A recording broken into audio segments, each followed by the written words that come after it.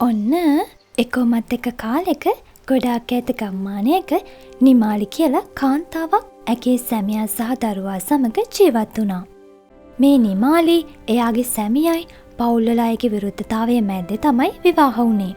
ඉතින් ඒ නිසා ඔවුන් තමන්ගේ ඥාතීන්ගෙන් ඈත් වෙලා වෙනම ජීවත් වුණා.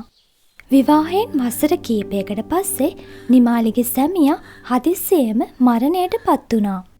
ඊට පස්සේ නිමාලි දරුවත් එක්ක තමන්ගේ සැමියාගේ දෙමාපියන්ගේ නිවසට ගියා. නමුත් ඇය එහි ගිය විට ඔවුන් නිමාලිට දේපල හිමිකමක් ලැබේවි කියලා බය වෙලා අවසානයේ ඇයත් ඇගේ දරුවත් ගෙදරින් පන්නා දැම්මා. ඊට පස්සේ නිමාලි ඒ ගමේම පොඩි පැලක් හදාගෙන දරුවත් එක්ක ඒකි ජීවත් වුණා.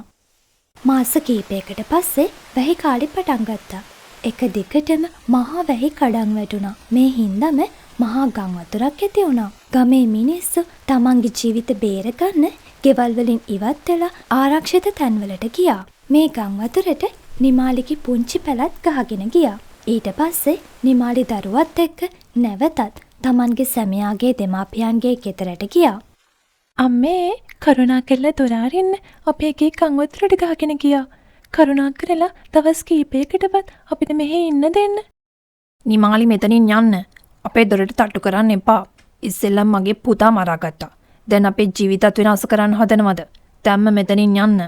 අනේ අම්මේ කරුණා කරලා අතරයට විතරක්වත් අපිට ඉන්න දෙන්න. හෙට උදේ අපි යන්නම්. මුළු ගමම ජලයෙන් යට වෙලා. උඹලට අපේ ගෙට ඇතුල් වෙන්න තහනම්. දැම්ම මෙතනින් යන්න. අනේ අම්මේ මට බැරි නම් අඩුමතරම ඔයාලගේ මුණුබුරාටවත් ඉන්න දෙන්න. නිමාලි කපටි වෙන්න එපා. ඔයාගේ දරුවත් අරගෙන මෙතනින් යන්න. අපිට ඔයාලත් එක්ක කිසිම සම්බන්ධයක් නැහැ. අපේ ජීවිතවලට තවත් නරක මතක අවශ්‍ය නැහැ. නිමාලි තම දරුවත් සමග හඬමින් එතනින් පිටත් වූවා. අම්මේ දැන් අපි කොහෙද යන්නේ? මුළු ගමම ගම් වතුරට යට වෙලා. මගේ පුතේ දැන් අපිට යන්න වෙන්නේ උඩහක් කන්ද කැලේට තමයි. ඊට පස්සේ නිමාලි තම දරුවත් සමග කන්ද කැලේට ගියා. නිමාලි සහ නිමාලිගේ පුතා පළවෙනි වතාවට තමයි කන්ද කැලේට ආවේ. කන්ද කැලේ උණ බම්බු ගස් සහ පළතුරු ගස් වලින් පිරීලා තිබුණා. අම්මේ මෙතන හරිම ලස්සනයිනේ. බලන්න ඇති වෙන්න පළතුරුත් තියෙනවා. අපිට මෙතන සුවපහසුවෙන් ජීවත් වෙන්න පුළුවන් වෙයි. ඔව් නේද පුතේ? ඔව් අම්මේ මෙහෙට ගම් වතුර එන්නෙත් නෑ. පරිසරෙත් ලස්සනයි. පළතුරුත් තියෙනවා. ගමේදී අපිට මෙහෙම පළතුරු ලැබුණේ නැහැනේ. ගම් වතුර ආවෙක හොඳයි වගේ. පුතේ ගම් වතුර කියන්නේ හොඳ දෙයක් නෙවෙයි. ඒක ජීවිතත් දේපලත් විනාශ කරනවා. අපිට මෙහි නවතින්න නම් පුළුවන්. හැබැයි පොඩියට හරි ගෙයක් හදාගන්න ඕනි. නැත්නම් වනසත්තුන්ගෙන් අපිට අනතුරක් වෙන්න පුළුවන්. ඒ වෙලාවේ තුවාල වූ මුවපැටියෙක් ඔවුන් ඉදිරියට ආවා. නිමාලි කැලේ තිබ්බ පැලෑටි කීපයකින් පොඩි අත් බෙහෙතක් හදලා ඒ මුවපැටියගේ ගාලා මුවපැටියව සනීප කරලා නිදහස් කළා. අම්මේ ඔයා මුවපැටියව සනීප කරා. ඔයා හරිම කරුණාවන්ත කෙනෙක් අම්මේ. අපි දැන් ගෙයක් හදන්නේ කොහොමද අම්මේ? අපි ලී වලින් ගෙයක් හදමු. මම ගහකට නැගලා හයිය ලී ටිකක් කඩලා ගන්නම්. නෑ පුතේ ගස් වලටත් ජීවයක් තියෙනවා. අපි හුස්ම ගන්නෙ මේ ගස් නිසා. ඒ නිසා අපි ගස් කඩන්න හෝ විනාශ කරන්න හොඳ නෑ. එහෙනම් අපි ගෙයක් හදන්නේ කොහොමද? අපි වියලි ලී එකතු කරලා ගෙයක් හදමු. ඔවුන් පොඩි පැලක් හදාගන්න වියලි ලී එකතු කරමින් මහන්සි වෙලා වැඩ කළා. ඒ වෙලාවේ ගෙයි බිමට එලන්න තනකොළ ටිකක් හොයාගෙන එන්න පුතා පොකුණ පැත්තට ගියා. හදිස්සියෙම කෑ ගහන ශබ්දයක් ඇහුණා. අනේ අම්මේ! නිමාලි පොකුණ පැත්තට දිව්වා. අනේ මගේ පුතේ මොකක්ද මේ උනේ? අනේ නැගිටින්න මගේ පුතේ. දෙවියනේ අයි මටම මෙහෙම වෙන්නේ. ඉස්සෙල්ලම මගේ සාමියාව මට නැති වුණා. දැන් මගේ පුතත් මට නැති වෙන්නද මේ යන්නේ? නිමාලි මම මායා උණ බම්බු ගසක්. ඔයා දරුවන්ට ගස් ගැන පරිසරය ගැන කියපු දේවල් මට ඇහුණා. ඔයාලා ගස්වලට පරිසරයට ගොඩක් ආදරෙයි. ඉතින් අපිත් ඔයාලට ආදරෙයි. මම ඔයාගේ පුතාට නැවත ජීවිතය දෙන්නම්.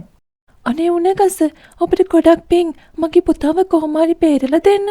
ඔබ පුතා ගැන බය වෙන්න එපා. මගේ උණලී පාවිච්චි කරලා ඔබේ පවුලට ආරක්ෂිතව ජීවත් වෙන්න පුළුවන් ගෙයක් හදාගන්න. ඔබට අනෙක් අයටත් උදව් කරන්න පුළුවන් වෙයි. අනේ මේක හීනයක්ද?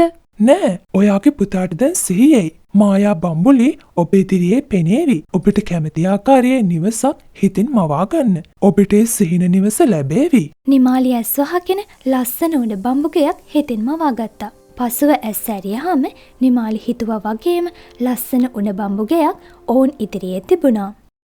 අම්මේ! ඔයාට දැන් හොඳයිද මගේ පුතේ? ඔව් අම්මේ, මට හොඳයි. මට එකපාරටම ක්ලාන්තයක් ආවා. මම නිදාගත්ත ටිකට අම්මා ලස්සන උණ බම්බුගයකුත් හදලා. හරිම ලස්සනයි. ඔවුන් නිවසට ඇතුල් වුණා. පිටින් ලස්සනට උණ බම්බු වලින් හදලා තිබ්බ ගේ ඇතුළ හරියට රජමාලිගාවක් වගේ තිබුණා. කෑම බීම, ඇඳුම් පැළඳුම්, මිල මුදල් මේ කිසි දෙයකින් අඩුවක් තිබුණේ නැහැ. ඔවුන්ට ජීවත් වීමට අවශ්‍ය සෑම දෙයක්ම මුළු ජීවිත කාලෙටම ඇති වෙන්න අඩුවක් නැතුව තිබුණා. ඔවුන් එහි සතුටින් ජීවත් වුණා. මේ විදියට දින කීපයක් ගත වුණා. නමුත් වැස්ස නම් නතර වුණේ නැහැ. ගම් වතුරෙන් බේරෙන්න අනෙක් මිනිස්සුත් මේ කන්ද කැලේට ආවා. නිමාලි ඔවුන්ටත් උදව් කළා. දවසක් ඇගේ නැන්දම්ම සහ මාමණ්ඩිත් එහිට ආවා. නිමාලි කරුණාකරලා අපිට සමාව දෙන්න. අපේ ගෙත් ගම් වතුරට අහුවෙලා කැඩිලා ගියා. දැන් ඉන්න තැනක් නෑ අපිට. ඉතින් මෙහෙ ඕනි තරම් ඉඩ තියෙන්නේ අම්මේ. අම්මයි තාත්තයි මෙහෙට වෙලා ඉන්න. අම්මේ, එයාලා වැතුලට ගන්න එපා. එයාලා අපි අසරණ වුණු වෙලාවේ අපිව පැනලා පන්න ගත්තා. පුතේ, එහෙම කතා කරන්න එපා. ඕන්න අපේම අය. නිමාලි කිසි වෙනසක් නැතුව ගම් වතුර නිසා අසරණ වුණු හැම කෙනෙක්ටමත් එයාට නපුරු විදිහට සැලකපු නැන්දම්මට සහ මාමණ්ඩිටත් පිහිට වුණා. දවස් කීපයකට පස්සේ වැස්ස අඩු වුණා. ගමේ හැම කෙනෙක්ම වගේ නිමාලිලට ස්තුති කරලා නැවතත් එයාලගේ ගෙවල් වලට පිටත් වුණා. මේ අතර නැන්දම්මගේ සහ මාමණ්ඩියගේ ගේ විනාශ වෙලා තිබ්බහන්ද එයාලට යන්න තැනක් තිබුණේ නැහැ. ඉතින් නිමාලි ඒ දෙන්නව ජීවිත කාලෙම එයාලත් එක්කම තියාගත්තා. ඇත්ත තේරුම් ගත්ත නැන්දම්ම සහ මාමණ්ඩිත් නිමාලිටයි එයාගේ පුතාටයි බොහෝම ආදරෙන් ජීවිතේ ඉතුරු කාලේ සතුටින් ජීවත් වුණා.